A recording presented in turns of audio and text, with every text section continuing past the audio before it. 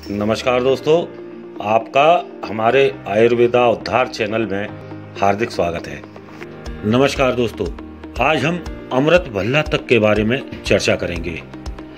अमृत भल्ला तक अवलेह समस्त प्रकार के कफ और वात रोगों में विशेषतः जीर्ण, प्रतिश्याय, पक्षाघात और कमर के दर्द में इसका उत्तम उपयोग होता है।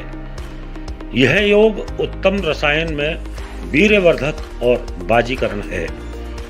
इसका सेवन करने वाले मनुष्य को गर्म भोजन, अधिक गर्म जल से स्नान, धूप में बैठना या धूप में घूमना, अग्नि के पास बैठना बिल्कुल निषेध है। इसके सेवन काल में यदि शरीर से कहीं खाज आने लगे तो वहां नारियल का तेल कुछ समय तक लगाना चाहिए। अमृत भल्ला तक अच्छे पके और पुष्ट बिलावे, गौमूत्र, गौ दुग्ध, मिश्री आदि के मिश्रण से बनाया जाता है। अमृत भल्ला तक एक एक तोला सुबह शाम खाकर ऊपर से गाय का धारोष्ण अथवा गर्म करके ठंडा किया हुआ दूध पिलाने से अत्यंत लाभ करता है।